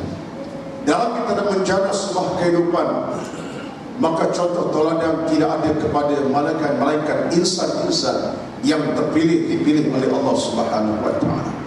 Insan itu adalah pengikut setia Nabi Muhammad sallallahu alaihi wasallam. Para sahabat Nabi adalah insan yang terpilih. Al-akhyar minan nas, orang-orang terpilih di kalangan manusia. Mereka lah merapati Rasulullah dengan akhlak, perangai, sikap dan watak yang hebat, yang hebat. Apalagi kalau kita baca dalam sejarah yang dipaparkan dalam kitab-kitab sejarahnya. Jangan baca majalah Mangga, tak jumpa. Kalau majalah Mangga kita jumpa cerita nak sana je, tak jumpa yang lain. Macam faham tuan-tuan? Pembinaan ramai kat sini umum-umumnya. Tuan-tuan, kita akan dengar para sahabat Nabi, kisah perjuangan. Saya mungkin masa tak panjang, tapi saya nukilkan kata-kata Dr. Muhammad Ra'fat Al-Bashar yang mengarang satu kitab Suwarun Minas Sahabah, gambaran sahabat, satu buku yang diterjemahkan. Kebetulan Ra'fat Al-Bashar ini pernah mensyarah saya masa belajar di Arab Saudi dahulu. Dia nukilkan satu kata-kata yang saya ingat sama sekali. Dia kata apa? Dia kata para sahabat Nabi ini adalah warna yang menerangi perjalanan Nabi Muhammad sallallahu alaihi wasallam. Dalam maksud Nabi memang warna terang, datang sahabat mewarnakan lagi. Kata dia, kalau kita tidak cuba ikut warna para sahabat, kita akan berada di warna yang sebenarnya. Itu kata-kata dia. Bahasa Arab lah, terjemah bahasa Melayu macam tu. Macam mana? Tuan-tuan, saya kata betul. Tuan-tuan mungkin tak pernah baca buku Suwarun min Hayat As-Sahabati. Buku ini tuan-tuan dan terjemah dalam bahasa Melayu Indonesia, karangan Dr. Muhammad Ra'fat Al-Bashar. Bukan sebiji, dua biji, dah rasa dalam belasan biji, bahasa buah. Boleh tengok, boleh semak tuan-tuan. Suatulah mereka ini insan yang terbaik dalam dua keadaan. Pertama, dalam jihad perjuangan dan dalam ibadat kepada Allah Subhanahu wa taala. Dalam jihad perjuangan, dalam ibadat. Kekentalan ibadat cukup tersedia. Baik siapa para sahabat, termasuk jihad perjuangan dengan kehabisan harta benda, dengan suka derma, terbukti. Satu pada keperluan kita ialah kita nak cipta sebuah kehidupan semacam itu. Bukan tidak boleh, yang bercakap ni boleh lemah, banyak dosa. Tapi saya berkata di saya kena ada hasrat untuk mencipta sebuah kehidupan macam para sahabat Nabi SAW. Dengan cara apa? Belajar, mengaji, ambil peduli dan cara tentang mereka. Bukalah balik cerita para sahabat, perjuangan mereka, jihad mereka. Contoh yang dapat saya ambil pada malam ini dalam cerita hijrah Nabi SAW. Nak ambil cerita yang lain panjang pula, nanti pukul 10 tak selesai, ni pukul 10.30 dah tuan-tuan. Tertera kat sini 10 suku malam. Ni dah masuk injury time, masa kenderaan, tak sempat go lagi tuan-tuan. Contoh yang paling hampir siapa? Iaitulah Suhaib bin Sinan Ar-Rumi radhiyallahu anhu. Antara tokoh utama cerita hijrah Nabi, dia orang kaya, dermawan yang hebat. Secara di Mekah dia cukup dikenali. Ketika berlaku hijrah Nabi SAW, dia telah mengambil usaha untuk meninggalkan semua kekayaan di Mekah, bawa diri saja. Akhirnya Allah ijtihad dalam Al-Quranul Karim tentang pribadi. Wa minan nasi man yashri nafsahu ibtigha'a mardatillah wallahu raufun bil ibad. Ada di antara hamba Allah yang menjual diri kepada Allah, Allah menyantuni hamba tersebut. Ada dua cerita yang menarik di sebalik peristiwa yang berlaku pada Suhaib bin Sinan Ar-Rumi radhiyallahu anhu. Bukan balik, faktanya ada. Yang pertama, dia kaya raya, tetapi perjuangan hartanya tuan-tuan ialah membantu Islam menegakkan kalimat Allah Subhanahu wa taala. Di saat ketika Nabi sallallahu alaihi wasallam tak boleh nak berniaga dalam tahun Aimul Muqatta'ah, tahun di mana Nabi tak boleh nak makan, minum, membeli dan tak berjual 3 tahun lamanya. Ada sejarah menceritakan Suhaib bin Sinan Ar-Rumi radhiyallahu anhu, kekayaan yang dia ada, dia bawa makanan untuk dimakan oleh keluarga Nabi sallallahu alaihi wasallam. Pernah dia menangis satu ketika sebab dia menginsafi bagaimana seorang insan yang hebat, yang mulia macam ni dikepung begitu sekali orang-orang Mekah, sehingga keluarga Nabi tak boleh nak beli makanan, nak jual pun tak boleh. Dalam Am Al-Muqatta'ah ada contoh cerita ini. Dia menangis, dia mengadu kepada Nabi SAW, ya Rasulullah, apa yang telah berlaku? Aku boleh makan, minum dengan mudah, tapi engkau disiksa begitu rupa. Nabi peluk dia. Kata Nabi, tidak demikian wahai Suhaib bin Sinan, Allah akan berikan kita jalan penyelesaian. Terbukti tuan-tuan. Tuan-tuan, panjang cerita kena sembang pada malam tentang Suhaib. Yang keduanya ialah Suhaib bin Sinan Ar-Rumi radhiyallahu anhu membelanjakan harta bendanya untuk perjuangan akidah dan keimanan. Banyak terbukti kehebatannya. Hari ini tuan-tuan, kalau saya rekaskan, ini kesempatan kita dalam bab sedekah derma ini. Sekurang-kurangnya kita mewarisi. Tak boleh bagi sikit, banyak pun tak apa, tak ada masalah. Tak boleh bagi sikit, bagi banyak, apa masalahnya? Kita cuba hulurkan dalam bab sedekah derma ini. Sebab kata Nabi dalam hadis pada Imam At-Tabrani, "Dhillul mu'mini yaumal qiyamati sadaqatuh." Payung bagi orang mukmin pada mahsyar nanti ialah sedekahnya. Mana sumbangan kebaikan kita buat, walaupun satu sen kepada Allah ni tuan-tuan, atas nama jihad dan dakwah, Allah tidak akan sia-siakan sumbangan kita. Satu sen pun Allah angkat martabatnya pada mahsyar nanti. Seolah payung kita, dhillu al-mu'mini yaumal qiyamati sadaqatuh. Payung kita saat orang pedih, orang sesak nafas, orang melalak melolong, sakit, kena hentam, kena balung, orang yang jadi kaki sedekah tenang, tidak ada apa-apa masalah. Ada payung mengenanginya. Ini sebagai contoh yang mudah, simple. Termasuklah hadiah-hadiah yang banyak. Sampai Nabi, "Hassinu amwalakum bisadaqati." Jaga harta kamu, perelok harta kamu dengan sedekah dan sebagainya. Termasuk dah kita dalam zakat. Satu dia Ustaz sebut di awal tadi, kita sebut tentang zakat, saya nak sokong sikit. Kerana tuan-tuan, kemurnian harta ni bila kita dapat menyumbang di jalan Allah Subhanahu wa taala. Kerana yang ada dalam rumah kita kadang-kadang bukan hak kita lagi dah. Dua setengah patuh hak orang lain, hak asnaf, bukan hak kita. Tak layak kita makan satu sen pun. Suatulah kita ingat, kita sekadar memegang amanah Allah Subhanahu wa taala. Memegang amanah Allah, amanah siapa? Amanah orang. Maka kita kena hulurkan, kena kira tuan-tuan. Suatu hari ini, secara mudahnya saya berpandangan, kalau kita ada masalah dalam kediaman, dalam rumah tangga, tak ceria, asyik-asyik nak bergaduh, anak-anak pun berentam-berentuh, di antara yang bersulung dengan adiknya, umur bukan di 3 tahun, 35 tahun, asyik tak pergi mari. Contohnya, semak balik, di mana kekurangan kita? Jadi kita ni keluarganya sedekah, kedekut nombor 1, zakat tak keluar. Kenapa? Kita bakhil, kita kedekut, tak kejerit, dan contohnya. Tuan-tuan sekalian, cek semak balik. Kali ini yang berlaku, maka mari tuan kita harmonikan balik. Allah berjanji menerima kebaikan kita bila kita buat satu kebaikan kerana Allah Subhanahu wa taala. Bagi saya, secara mudahnya, inilah peluang keemasan kita. Sebab bila kita buat satu kebaikan atau sedekah jariah apa saja, pahalanya nanti kita, para sahabat Nabi, mereka diajar Nabi begitu rupa. Sebab itulah tuan-tuan, mereka bukan orang kedekut dan bakhil. Allah beri mereka nikmat rezeki, dan kita yakin kita pun sama. Sebab kita ini semua sekali, saya termasuk, nahnu umana'ullahi 'alal ardi, kata Imam Al-Ghazali, kita adalah pemegang amanah Allah di muka bumi. Harta benda amanah, nyawa amanah, rezeki amanah, ilmu amanah, keluarga amanah, makan minum amanah, mata melihat amanah, semua amanah, nyawa amanah, ilmu amanah. Amanah ini kita kena balikkan semula kepada Allah bila masanya. Termasuklah amanah harta Allah beri kepada kita. Sekarang itulah Ustaz yang dapat sampaikan.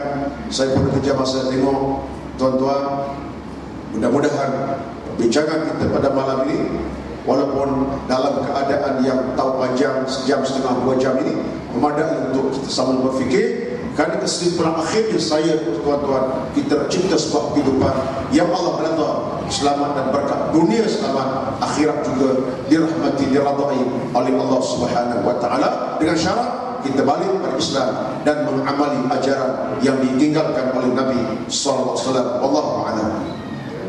Syukur jazilan Al-Fadhil Ustaz atas kesimpulan akhir yang diberikan. Cukup cantik kesimpulan itu, iaitulah apapun perbincangan yang kita lalui bersama sepanjang hampir 2 jam lebih ni, ialah perlunya kita kembali menghayati ajaran Islam, dan kita kembali kepada mengamalkan apa-apa yang telah diperintahkan oleh Allah Subhanahu wa taala. Jadi untuk penutupnya, jadi saya minta pada Al-Fadhil Ustaz Zamri untuk memberikan kesimpulan akhir dalam masa yang sedikit. Silakan. Assalamualaikum warahmatullahi wabarakatuh. Terima kasih Ustaz Farizan. Akhirnya tuan-tuan, saya nak bacakan satu ayat Al-Quran. Allah Ta'ala berfirman, "Wa may yuhajir fi sabilillah yajid fil ardi muragaman katsiran wasi'an wa ومن يخرج من بيته مهاجرا إلى الله ورسوله ثم يدركه الموت فقد وقع أجره على الله وكان الله غفورا رحيما. Allah Ta'ala beri suatu penegasan kepada kita, sesiapa yang nak berhijrah di jalan Allah Subhanahu wa Ta'ala, siapa-siapa yang dengar horor pada malam ini terdetik hatinya nak tajdid niat, nak tingkatkan azam, nak tingkatkan cita-cita, nak berhijrah pada malam ini, Allah akan dapat jadi arti murabaman kathir. Dan saya dia ada peluang yang begitu banyak untuk dia berubah, untuk dia berhijrah. Dan orang yang nak berhijrah jangan takut miskin. Allah Ta'ala kata wasa' dan rezeki yang melimpah. Bukan hanya sekadar peluang yang banyak, tapi Allah Ta'ala jamin rezeki yang melimpah. Wa man yakhruj min baitihi muhajiran ila Allah wa rasul. Siapa yang nak berhijrah kerana Allah Ta'ala dan Rasul, siapa nak keluar daripada kepompong lamanya kepada kepompong yang baru, kerana Allah Ta'ala dan Rasul, ikhlas kerana Allah, summa yudrikul maut, kemudian dia mati, tak sempat nak sempurnakan dan meninggal. Baru malam ni azam, balik nanti tak macam mana, accident, meninggal, na'udzubillah, tak sempat nak berubah, tak sempat nak menyempurnakan dia. Allah Ta'ala kata aku faqad waqa'a ajru Allah, bagian pahala di sisi Allah Subhanahu wa Ta'ala. So bagaimana dengan dosa-dosa yang terdahulu? Wa kana Allahu ghafurur rahim. Allah Ta'ala Maha Pengampun lagi Maha Penyayang. Jadi sekadar itu saja. Assalamualaikum warahmatullahi wabarakatuh.